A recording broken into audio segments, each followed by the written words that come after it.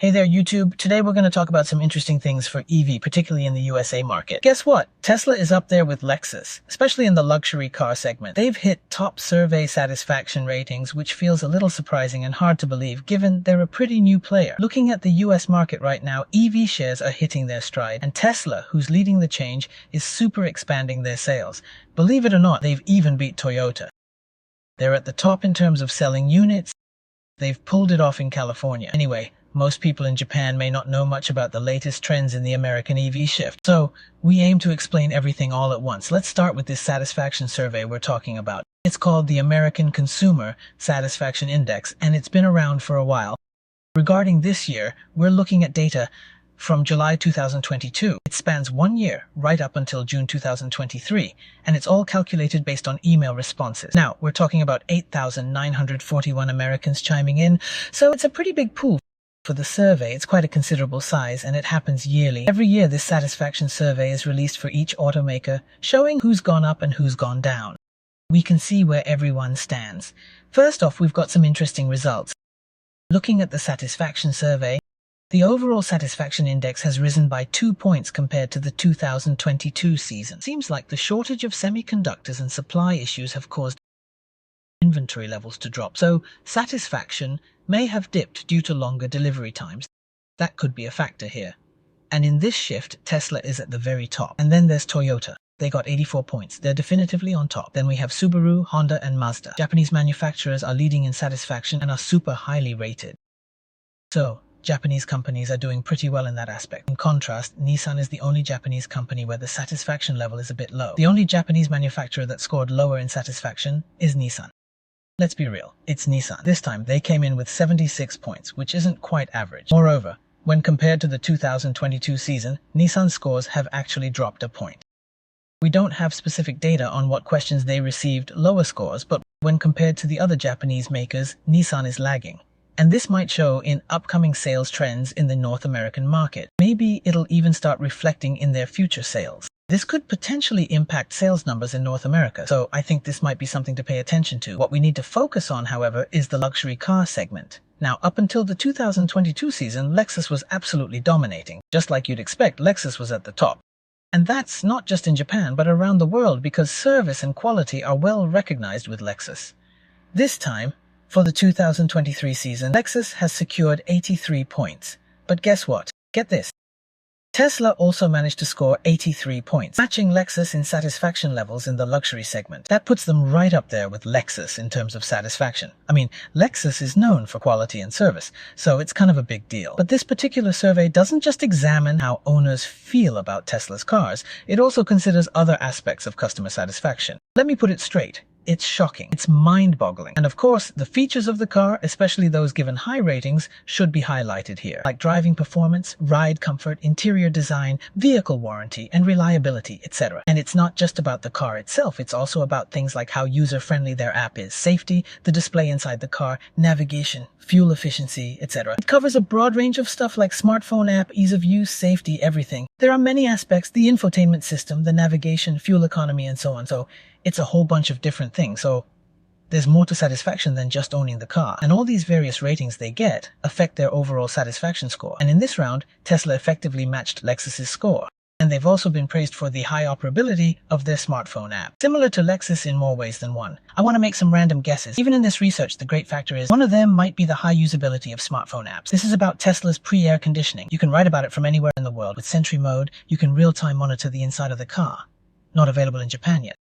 That's one of the things that it can do, among others. This is, of course, my personal favorite. This app from Tesla is awesome, isn't it? The key factor here is asynchronousness. With other apps, you have to press the update button.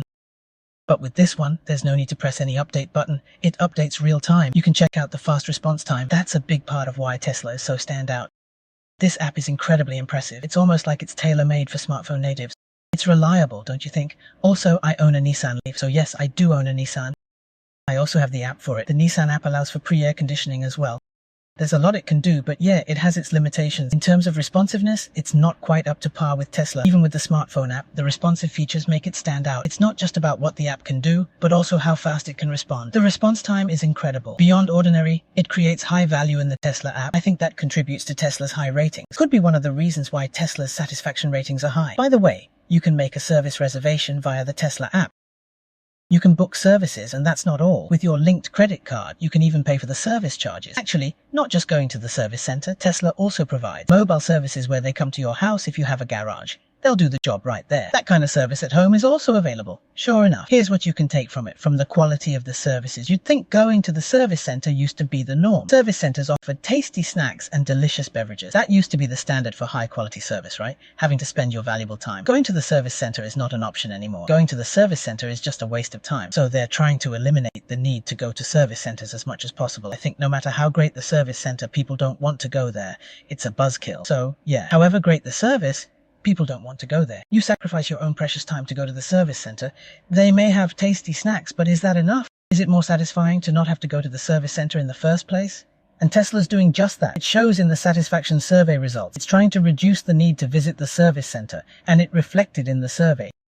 They've achieved the highest satisfaction level yet, joining Lexus. It's clear that the EV shift is happening with these statistics. This graph illustrates the sales of battery EVs as of July 2023. It reached nearly 100,000 units, setting a record high. The percentage of battery EVs in total new car sales also hit a peak at 7.49%. Compared to Japan, the US is leading the way in EV adoption. There's already a significant gap in adoption between the two countries. So Tesla is not just selling electric vehicles around the world, it's also making sure its customers are satisfied even after purchase. That's clear from the high satisfaction ratings. This graph shows the sales of battery EVs in Japan for comparison. As you can see, there's a huge difference in adoption between the two countries. We have a long way to go in Japan to catch up. Ultimately, the push to electric vehicles is in full swing in the US, and that's clear from the latest data. This chart, on the other hand, shows the BEV registration rate in Japan. As you can see, there's a significant gap between Japan and the US.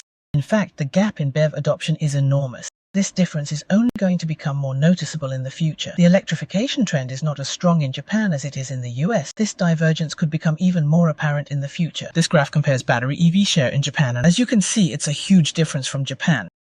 The difference in adoption is already at 3. It has expanded to nearly 3.5 times.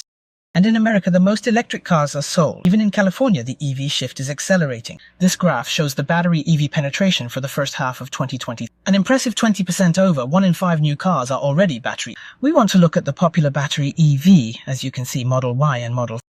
They have achieved extraordinary sales figures and are not allowing any competition. It's clearly not even a contest. The EV lineup is definitely increasing, yet they can't compete with Tesla at all. And here are the most popular cars in the first half of 2023. This is the ranking, and it's about California. Model Y and Model 3 finished first and second, followed by Toyota, Camry, RAV4. So these popular Toyota models have both lost to Model Y and Model 3. And the most notable thing is that history is moving in California, America. This shows the car sales by brand in California. Green represents the sales for the second quarter of 2022. Toyota has far exceeded in sales.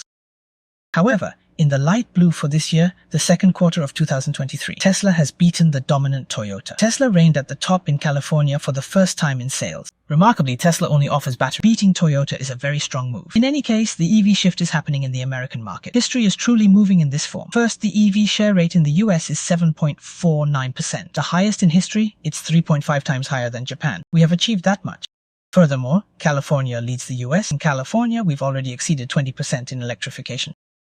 And then, Tesla finally surpassed Toyota, not only in the electric vehicle category, but for the first time, they topped sales in all cars. That's a very symbolic event. We know Tesla is not just selling cars. It's not that satisfaction is low, but it's just that Toyota and Lexus, they are managing to achieve the same level of satisfaction. So obviously Tesla is redefining automotive history in America. I think we understand that. And in the American market, the values of users are changing, as I explained earlier. Things like interior texture and cool exterior were part of the equation. Especially for luxury cars, they had these strong values. But now it's about UI, software, self-driving.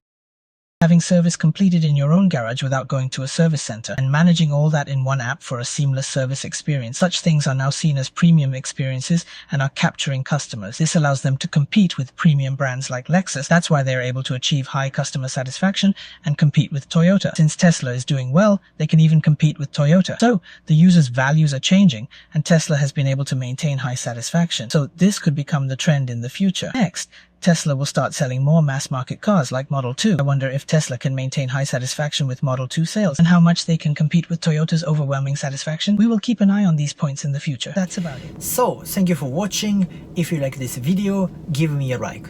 And please make sure to subscribe to my channel. See you soon.